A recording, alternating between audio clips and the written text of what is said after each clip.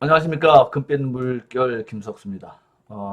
오늘 이 시간에는 금빛 걷기 그동안에 단편적으로만 알려드렸던 그런 내용을 오늘은 조금 묶어가지고 한 20분 단위의 안내 강의로 이렇게 좀 말씀드리려고 합니다. 자, 요 금빛 걷기는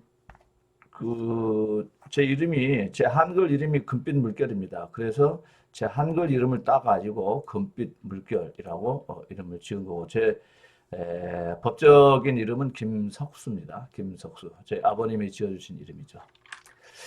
자, 그러면 이 금빛 걷기에 대해서 지금부터 한번 좀 말씀을 드리려고 하는데, 이 내용은 사실은 이제 뭐 결론은 금빛 걷기를 걸어야 된다라고 하는 것을 맨 마지막에 말씀드리겠습니다만, 사실은 상당 부분의 내용은 바로 이 책, 이 병의 90%는 걷기만 해도 낫는다 하는 이 책, 일본의 그 나가오 클리닉 원장이라고 하는 의사가 쓴 책인데, 번역이 약간 좀 어려워서 제가 좀 쉽게 풀어서 이렇게 동영상으로 여러분들에게 좀 안내를 해드리려고 합니다.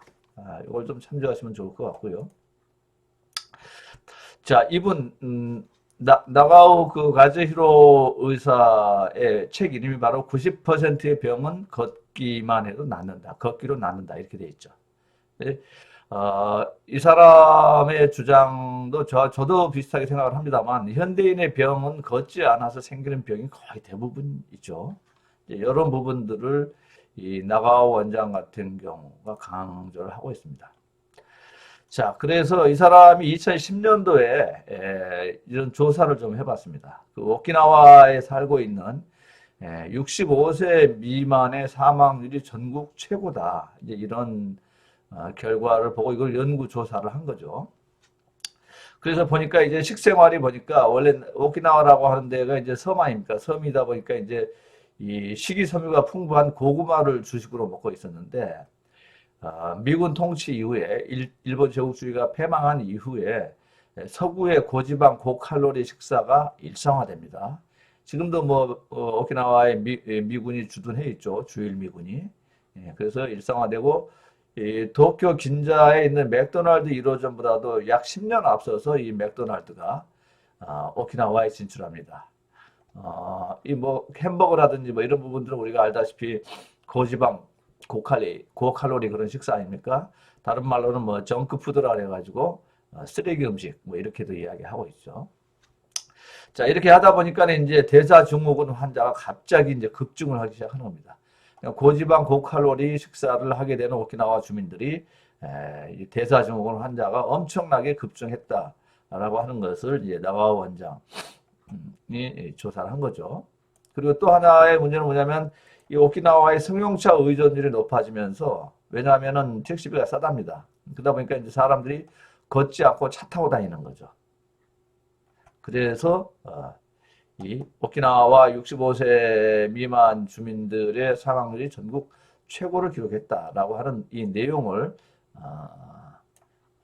그 보고 여기서 이제 그 연구를 했던 거죠.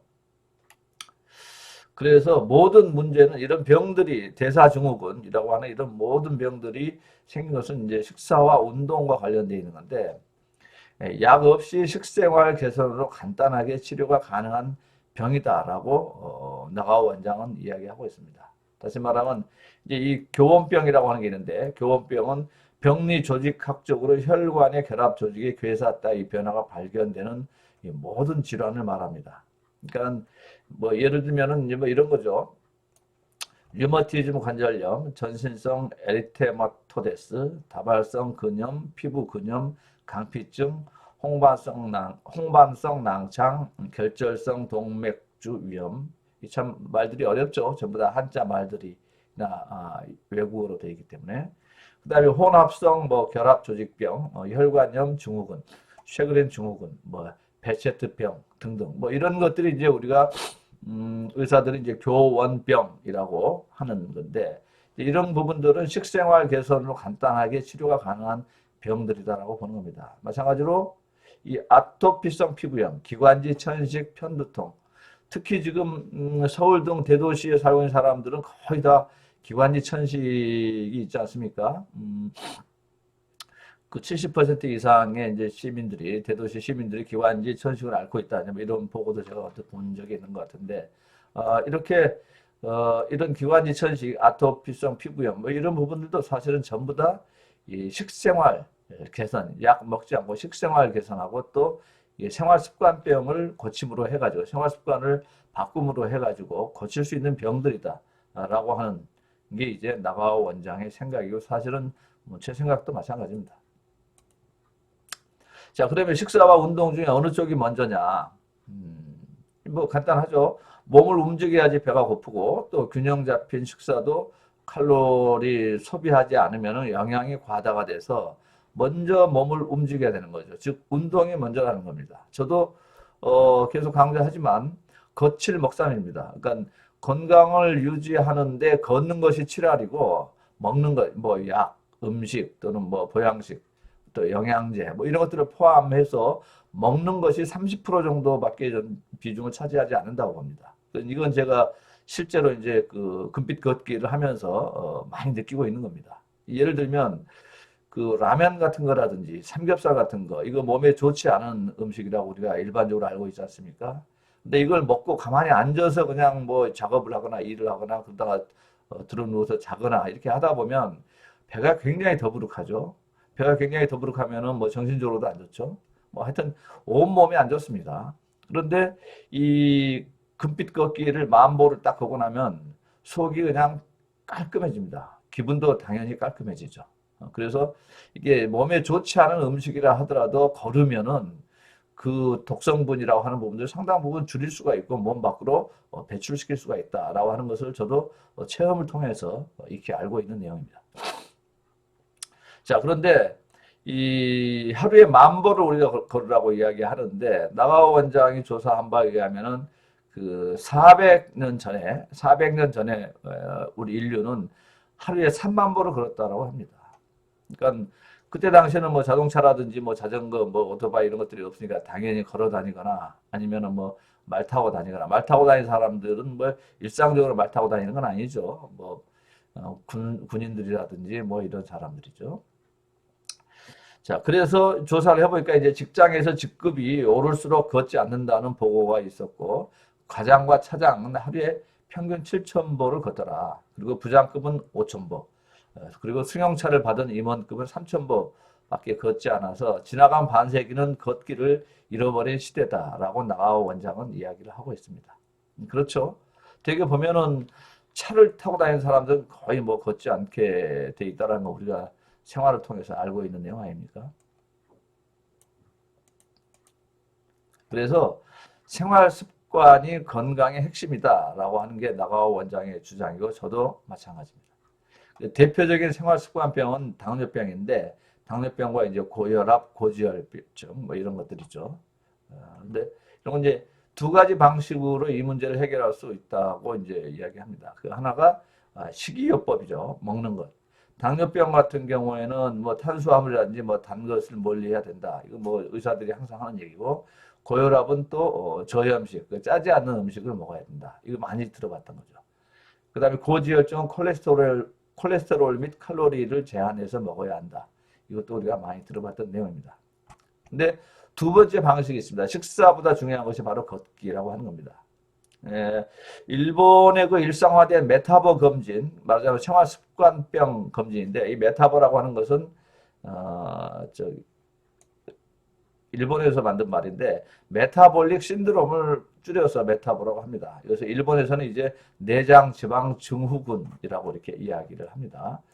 이 메타보 검사를 그 일본에서는 많이 하는데 이게 뭐냐면 배둘레라든지 또는 체질량 지수 또는 고혈압, 고지혈증, 고혈당, 흡연 습관 등을 살펴가지고 생활습관병 발병 가능성이 높은 사람을 가려내는 검진이라고 합니다. 그래서 남자들은 배둘레가 90cm 이상, 여자들은 85cm 이상 되면은 이제 이거 검진 대상이 된다.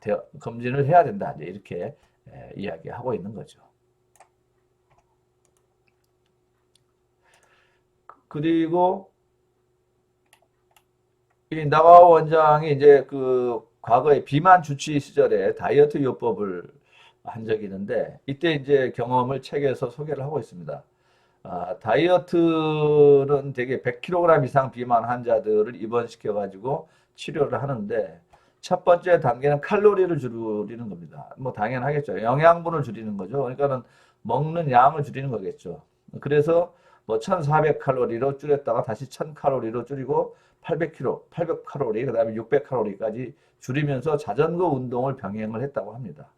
이렇게 해보니까는 4주 동안에 몸무게가 빠지면서 혈당, 혈압, 콜레스테롤, 요산 수치가 확 떨어지더라고 하는 것이죠. 그래서 지금 생활습관병들을 치료하는 약들이 굉장히 많이 개발이 되고 있는데 그런 약을 먹기 전에 우선 체중, 몸무게부터 줄여야 된다라고 하는 겁니다. 그래서 체질량 지수 30에 혈당치가 높은 사람이 체질량 지수 25 이하로만 떨어지면 혈당치도 확 내려간다라고 하는 것이죠. 그래서 이 체중 조절만으로도 혈압, 혈당, 콜레스테롤 등 수치를 낮추는 것이 가능하다라고 하는 것이 나가와 원장 책에서 쓴 이야기입니다. 그럼에도 불구하고 이런 노력을 하지 않고 인슐린 투여만 고집하는 이들이 참 문제인데 이 혈압 강화제를 또 여러 종류 먹는 그 고혈압 환자도 약으로 혈압을 낮췄다고 해서 나아진 것이 아니라는 겁니다. 근본적으로는 약 의존증을 줄이고 병의 뿌리를 뽑아야 되는데 그런 살을 빼려고 하면은 걷기를 해야 된다라고 하는 것이죠. 그렇죠? 뭐 기승전 걷기입니다. 기승전 걷기. 그러니까는 뭐 약 먹고 뭐 음식 제대로 먹고 하는 것도 중요하지만 그것보다 훨씬 더 앞서서 해야 되는 것이 바로 걷기다라고 하는 겁니다. 자, 생활습관병 거듭 말씀드립니다. 식사보다 걷기다. 그런데 이제 치매가 요즘 굉장히 많아지지 않습니까? 치매 환자가 많아지는 것은 이제 사람이 오래 살다 보니까 이제 많아지는 건데 그러면서 정작 문제가 나타나는 것이 치매가 나이가 젊은 사람들, 젊은 치매 환자들이 많이 늘어난다라고 하는 겁니다. 그런데 이것도 알고 보니까 생활습관병하고 긴밀한 관계가 있다는 것이죠. 그래서 이 치매하고 그 밀접한 병은 당뇨인데 당뇨 환자의 경우에는 치매 위험이 2배나 높다라고 하는 것이고 특히 또 흡연하는 사람들은 또 더 2~3배, 여기에 합쳐서 2~3배가 더 높다라고 하는 겁니다. 그러니까 제가 지금 금빛 걷기를 통해 가지고 지금 척추관 협착증 재활자하고 그다음에 당뇨를 동시에 앓고 있는 분을 지금 금빛 걷기로 치유 중에 있는데 많이 나아졌습니다. 지난 7개월 동안 많이 나아졌는데 이분이 이제 그 치유 속도가 좀 느린 것은 아직도 담배를 그렇게 많이 피워요. 그래서 담배를 좀 줄이라고 피지 말라고 금연하라고 이야기해도 잘 안 되죠. 저도 뭐 과거에 담배를 하루에 2~3가 피워봐서 알기 때문에 담배 끊는 것이 그렇게 말처럼 쉽지는 않습니다. 저는 뭐 단박에 그냥 팍 끊어버렸는데 그런데 당뇨 환자의 경우에는 치매 위험이 2배다 높은 데다가 흡연 환자는 또 2~3배가 높으니까 이게 더블이 되는 거죠. 그래서 당뇨 환자면서 담배를 피고 있는 분들은 정말 한번 심각하게 생각을 해봐야 됩니다. 이런 분들이 이제 치매기가 이제 빨리빨리 오는 거죠. 그 항치매 종류에는 4가지 종류가 있는데 치매의 근본 치유 약이 아니다라고 하는 것이 이제 나가와 원장의 이야기입니다. 항치매는 부작용도 있는데 원화했던 환자가 쉽게 흥분하고 난폭해진다라고 하는 것이 이제 관찰의 결과입니다. 그래서 예비 치매군이라고 할 수 있는 낮은 책에는 경도 인지장애라고 써 있는데 제가 좀 쉽게 낮은 인지장애, 그러니까 뭘 못 알아보는 거죠. 사람도 못 알아보고 뭐 어떤 기억력도 감퇴되고. 근데 이런 낮은 인지장애를 방치를 하게 되면 50%가 치매로 악화된다라고 하기 때문에 이 치매가 걸리기 이전 전 단계에 발견해가지고 조기 치료를 해야 된다라고 하는 겁니다. 그래서 조기 발견 검사는 MCI 스크리닝 검사라고 하는 게 있는데 치매 원인 물질인 베타 아밀로이드가 뇌에 쌓일 때 검출되는 세 종류 단백질 분석 체혈만으로도 바로 이 MCI 스크리닝 검사, 즉 조기 발견 검사가 가능하다고 써 있습니다. 자, 그러면 예비 단계 치매 예방법을 한번 보자고요. 되게 두 가지 종류가 있는데 하나는 치료제 먹는 겁니다. 실로 스타졸 성분이 들어있는 치료제를 먹는 건데 이게 이제 대표적인 약이 이제 프레탈이라고 하는 약이라고 합니다. 근데 이런 약을 먹는 게 이제 치매 예방법인데 근데 그거보다 더 좋은 두 번째 방법은 걷기가 역시 있는 겁니다. 그래서 일본의 국립장수의료연구센터 연구 결과입니다.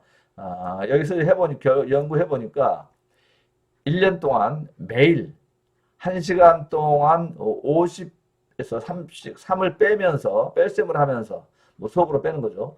걷기 후에 베타 아밀로이드, 알츠하이머병 원인 물질이라고 했죠. 베타 아밀로이드가 사라졌다라고 하는 연구 결과를 발표하게 됩니다. 자, 그러면 치매가 시작이 되면 어떻게 할 거냐? 이것도 마찬가지입니다. 예방 때와 마찬가지로 걷기가 특효약입니다.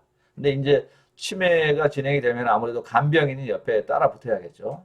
그래서 이게 왜 중요하냐면 사람이 걸으면 행복 느낌을 주는 그 호르몬이 세로토닌 많이 들어보셨죠?